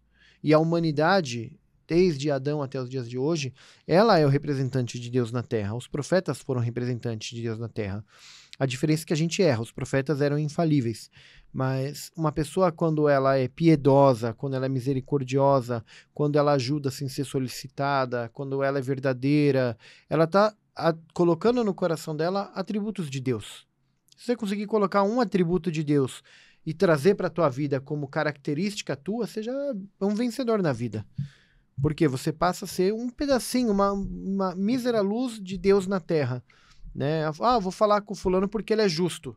Quantas pessoas a gente não conhece por essas características? Vou falar com fulano porque ele é uma pessoa boa, ele ajuda todo mundo. Aí a pessoa vai. Porque são características de Deus. Então as pessoas, por lógica, adoram os atributos de Deus. Mas na prática, sempre dão as vaciladas nas tentações do diabo.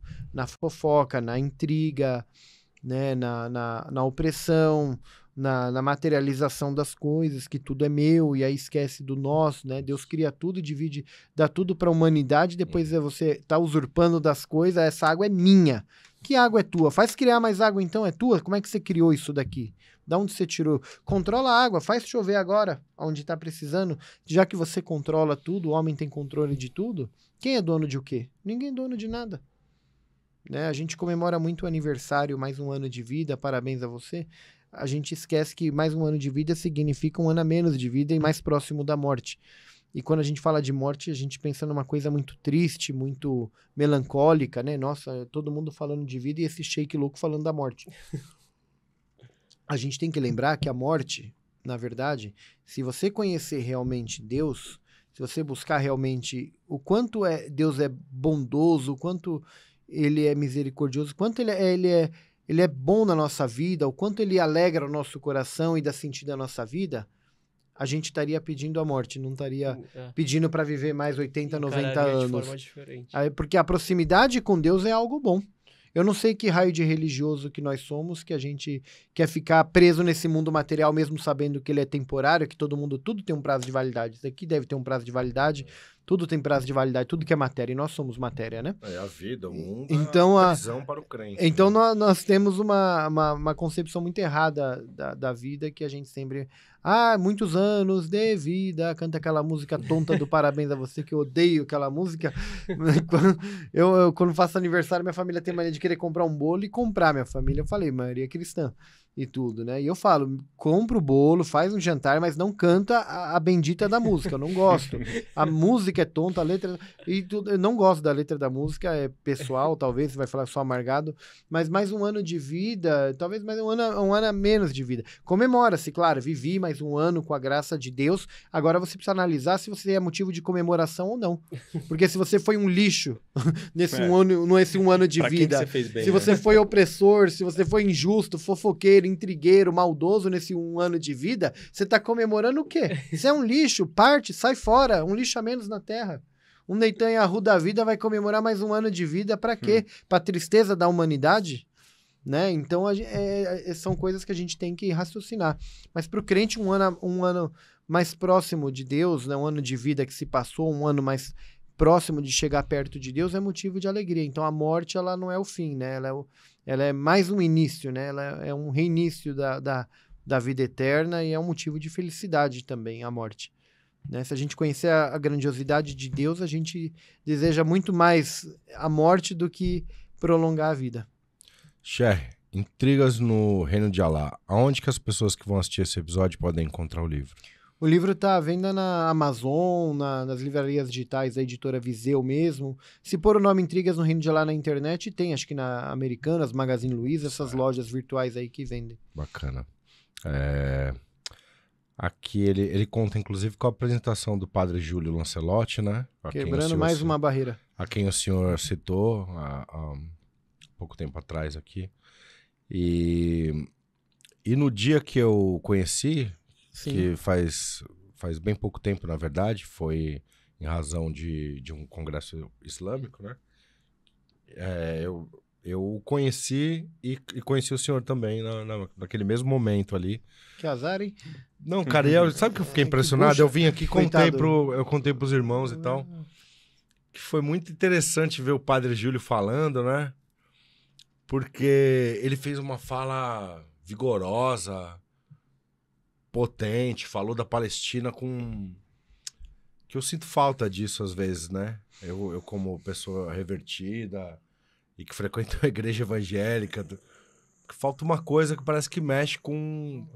Às vezes é muito morno aquele jeito de alguns irmãos falando. Eu te falo o que do falta. trabalho de ninguém, mas falta às vezes aquela energia, com o negócio assim, Bismillahirrahmanirrahim, sabe? Parece que Falta o emoção. povo brasileiro, Não o é povo emoção. latino, de um modo geral, ele é muito venal, ele é muito, sabe? Mais eufórico, digamos assim, não na é nem fala. eufórico, ele assim, ele é mais... ele não quer ver essa coisa xoxa, entendeu? Isso não toca o povo brasileiro. E o padre, ele falou, e o mais legal de tudo pra mim foi o impacto que gerou dentro dos muçulmanos que estavam ali assistindo. Que aí os muçulmanos começaram a gritar, Takbir, o padre acabou de falar, mano. E os muçulmanos, Takbir, Allahu Akbar, que foi a melhor fala. Isso que você não tá conseguindo definir do que você sentiu na fala de uma pessoa ou não, chama propriedade. Exato. Tá? Então, o que acontece? Ele é um defensor sincero da causa palestina, né? E nunca, como ele fala, nunca mudou de lado nas opiniões políticas dele, nas opiniões ideológicas dele, no trabalho dele, e ele é atuante. Então, aquilo que ele prega é aquilo que ele vive. Então, ele tem propriedade para falar, então ele consegue falar com o coração e transmitir para que as pessoas sintam aquilo. Um sheik que vai falar e faça oração e pague o zakat, e faz caridade, faz tudo, mas o cara dorme a tarde inteira, vê que deu 5 horas, tá perto do horário da oração, ele toma um banho, faz ablução e vai lá pra frente da mesquita pra rezar, depois Já vai... reza o Asr e o Maghrib junto. Depois aí ele vai lá e vê qual é o árabe com grana que vai convidá-lo pra jantar na casa dele, aí ele entra num carrão, vai embora, depois volta pra mesquita... E no dia seguinte também, aí né, faz a oração, né, do meio-dia, depois vai descansar e vai visitar e vive de turismo, né, no Brasil, na verdade. Essa pessoa, ela não tem essa autonomia, na verdade. O que ela fala é incoerente com as práticas dela. As pessoas, os muçulmanos ou não muçulmanos, que observar vai falar, peraí, a fala desse cara não é coerente com as atitudes. Então ele não tem propriedade para falar. Então, a gente tem uma coisa dentro da gente que chama consciência. A gente sabe, cada um sabe, você sabe quem é você, nós sabemos quem somos nós mesmos. Deus sabe muito melhor, mas a gente sabe. Eu sei quem sou eu. Eu sei determinados assuntos que se eu tentar falar, eu vou levantar questionamento nas pessoas com relação à minha pessoa. Vai falar, peraí, chega Rodrigo falando sobre esse assunto? Porque não tem nada a ver uma coisa com outra, entendeu? Então, não tenho propriedade para falar. Vou falar de jogos do videogame agora, a última geração do PlayStation. Hoje, na live de hoje, eu vou contar do último jogo que foi lançado, que é de tiro. Não sei, vai falar, peraí, tipo, esse cara nunca foi adepto a isso e, de repente, tá falando como se fosse... Então, a pessoa, quando ela não tem propriedade para falar, não tem atitude, não tem uma história que se constrói, né? Na verdade, uma pessoa que fica acomodada num sistema... Quando chega numa situação como a causa palestina, qual é a propriedade que ele tem de falar quando está tendo manifestação todo domingo pelo povo palestino na Avenida Paulista e você vai contar os sheikhs que participam dessa manifestação, não enche uma mão. Onde eles estão? É domingo. Se fosse sexta-feira, você fala tá no Salat Juma. Mas e num domingo? Eles não são cristãos, na missa não estão. Aonde estavam na última passeata agora? Né? E a anterior, você conta, não dá uma mão. E eles são a base que teriam que estar lá convocando a comunidade pela Palestina, pelo povo. Então, assim, falta propriedade para falar. Então, o que você sentiu da fala do Padre Júlio no Congresso e até na Avenida Paulista, você vê que o vídeo da fala dele, quando nós fomos na manifestação que teve pela Palestina num sábado, eu joguei no meu Instagram, o vídeo que foi gravado com o meu celular. Eu e o padre compartilhamos, já tá mais de 600 mil visualizações só no meu Instagram, esse vídeo. Mas no mesmo vídeo eu vi que vários, até jornais, copiaram aquele vídeo meu, que saiu do meu celular, e viralizou a fala dele ali na Paulista, ali falando. Por quê? Tem propriedade, fala de coração, vive aquilo. E eu ainda te falo mais, uma fala que a gente estava discutindo esses dias, nós temos que ser solidários ao povo palestino? Devemos ser. Por quê? Não porque são muçulmanos ou porque são árabes. Porque isso já se tornou uma causa humana. Exato. Concorda? E quando Israel corta a água e corta o alimento para entrar na faixa de Gaza, é uma opressão. As pessoas privando ela do alimento e da bebida, da água e do alimento. E isso é lamentável, temos que lamentar. E os palestinos brasileiros que nós temos aqui em São Paulo? São Paulo tem 50 mil pessoas em situação de rua, jogadas e abandonadas por aí, com um serviço da prefeitura meia boca para dizer que existe. Quantas pessoas a gente tem aqui que a gente pode chamar de palestinos brasileiros? Por quê? Porque também são jogados contra um sistema, foram jogados, o sistema empurra para aquela situação, são privados da água, privados da comida, e ficam ali a misericórdia, dependendo da misericórdia de alguém para comer, beber, se alimentar e poder talvez se vestir e sobreviver. Ali também é uma luta pela sobrevivência diária, que está dentro do Brasil e a gente não enxerga, né? Então a gente tem que ser solidário lá? Temos. Mas o que adianta eu ser solidário lá, sendo que eu tenho um problema aqui? Não é verdade? Que adianta eu ficar de olho no carro do vizinho, que lindo, e se eu não dou valor no meu, se eu não cuido do meu próprio carro? Então a gente tem que ter essas consciências aí, para ter propriedade para falar. Então foi isso que você sentiu, propriedade na fala dele. Exato. Cher, a gente está se aproximando aqui dos instantes finais da nossa gravação. Queria fazer mais uma pergunta aí. Fica à pro Cher. vontade, Milho. Queria perguntar, Cher, uma pergunta agora num assunto um pouco mais delicado, que a gente não tocou, né? Mas, assim, pra gente não tentar passar por algo que está acontecendo. Então, existe infelizmente, essa divisão entre os muçulmanos, né? Muçulmanos sunitas, xiitas e tal. Eu, na minha humilde opinião, eu vejo que, por exemplo, a Arábia Saudita, muitos sheiks que vêm de lá, eles vêm com uma visão sobre o xiismo muito negativa. Não sei se isso acontece também lá no Irã, os sheiks que se formam lá vêm com essa visão negativa dos sunitas, não sei. Mas eu queria perguntar o que você acha dessa divisão, se você acha que a gente vai conseguir se unir um dia e quem que está se beneficiando dessa divisão nossa. Olha, quando algo é dividido é relativo, né? Se eu compartilhar essa água para matar a sede de todo mundo, é algo benéfico essa divisão. Outras coisas, quando você vai dividir, né, esse copo, se eu quebrar no meio só para dizer que dividi em dois, já não vai servir nem para mim nem para você. Uhum. Né? A questão da divisão de sunitas e xiitas, na verdade, você vê que o profeta é um, a direção para Meca é um, o livro sagrado é um, Deus é único, 5 orações por dia, mês do Ramadã. Tem tantas coisas que é única, na verdade, um só profeta, mas a humanidade se apegou muito depois da morte do profeta, né? E eu sou de uma família sunita e eu sou um sheik xiita e consigo ter uma visão assim meio dos dois lados, né? E são questões políticas, na verdade, de liderança, né? O xiita fala que a liderança após a morte do profeta é uma escolha divina que é direcionada, destinada à família do profeta para propagar o Islã com propriedade no meio dos muçulmanos. Os sunitas já escolhem um califa, que foi Abu Bakr, que foi o primeiro califa. Eu não gosto muito desses debates sunitas e xiitas, porque eu acho que isso diminui o islamismo, né? Mas assim, Ali, seja o primeiro imã do xiita, ele é o 4º califa dos sunitas. Então há uma base para dizer que Ali está ali. Então eu ainda me apego muito nessa questão do Imam Ali, que é uma figura real. Aí tem aquelas discussões bobas, né? Ali foi o primeiro a aceitar o Islã, ou foi Hadija, ou ser... Assim, são discussões que não acrescentam em nada para essa vida e para outra. Uhum. Eu fujo disso porque, então, é o que eu falei, não acrescenta em nada, é desnecessário, só vai causar divergência. A gente tem que trabalhar pelas convergências. Mas sim, no Oriente Médio há uma briga muito grande ainda de sunitas e xiitas, há um preconceito. A gente vai falar de intolerância religiosa, quando dentro do Islã é o maior foco de intolerância religiosa. A islamofobia verdadeira está dentro do Islã. Porque se um xiita vai rezar numa mesquita sunita hoje, todo mundo olha de cara feia. E quando um sunita também vai rezar, há os questionamentos. Se tem mesquita lá, por que vem rezar aqui? Então isso daqui não acrescenta em nada para o Islã. Pelo contrário, acho que entristece o coração do profeta, entristece a alma dele. Mas essa divisão, ela é fato. Ela existe, um porque segue a família do profeta, outro porque segue os companheiros.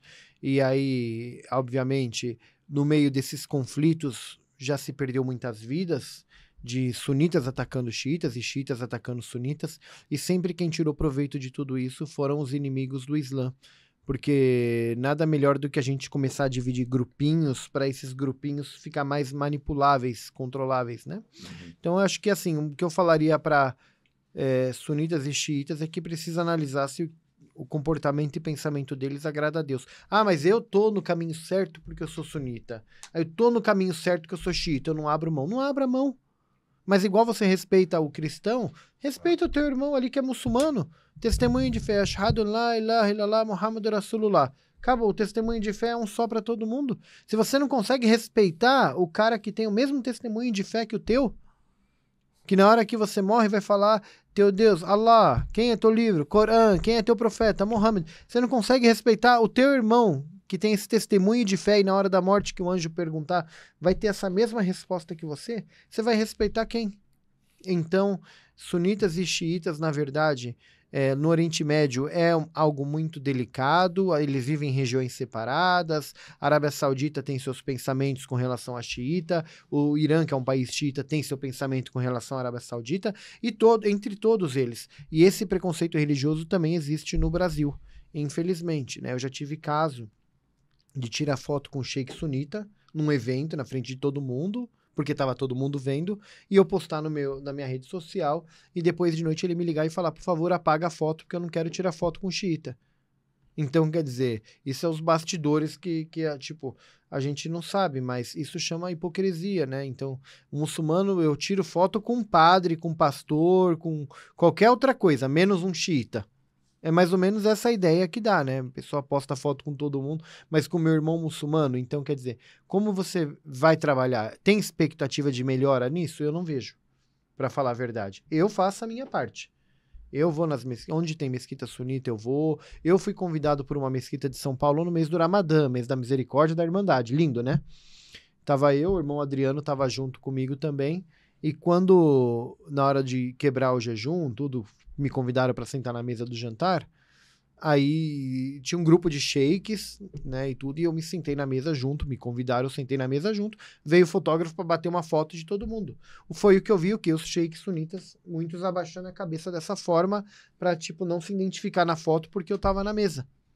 Né? Isso é uma intolerância religiosa também, né? Então, grande parte da islamofobia, antes da gente querer falar que eu sofri de islamofobia por parte de um não muçulmano, a gente precisa olhar o problema dentro do Islã. E o Islã não vai para frente no Brasil nunca se dentro do Brasil, com a liberdade religiosa que tem, com tudo que a gente tem de cultura aqui, e não souber conviver entre nós, porque aqui não é o Oriente Médio, que expectativa que você tem de convidar alguém para o Islã? Como que se eu tenho um marido e mulher tem briga, estão em momentos de briga, como ele vai convidar uma visita para a casa dele se eles estão em conflito? Então, como que eu anseio que os brasileiros aceitem o Islã, se dentro do Islã ele chegar e falar para ele, mas qual que é o caminho certo? Qual que é o caminho do paraíso? Qual que não é? Por isso que eu falo, eu não fico pregando muito essa questão de, porque dentro do xiismo, ou os imames que são sagrados pra gente, são da família do profeta, eu evito pregar a palavra deles, não por negar a minha fé. Sabe por quê? Porque eu acho que o Alcorão Sagrado tem conteúdo suficiente para mim pregar até o fim da vida, que é igual para todos os muçulmanos. Então, assim, essa é a minha forma de pensar, mas tem gente que pensa mais em grupos, ideologias, e tudo que é aquilo que separa e não une, não é prática de Deus. Cher, cansei todo mundo, obrigado. Não, fala por gentileza pra gente, quem quer conhecer mais o seu trabalho, o Centro Islâmico que vocês mantêm, onde essas pessoas podem acessar tanto o local físico, para conhecer o ambiente, o espaço, tanto nas redes quanto nas redes sociais também. O Centro Islâmico fica na rua Maria Carlota, 325, Vila Esperança, que é próximo ao metrô Vila Matilde. E para acompanhar os trabalhos, as atividades que eu faço, tem na minha rede social, se pôr no Instagram Rodrigo Jalul, ou no Twitter também, né, o X lá, Rodrigo Jalul, também, ou Bacana. pelo Facebook, eu estou usando menos, mas ainda tem lá, Rodrigo Jalul, se colocar meu nome, vai achar bastante encrenca lá.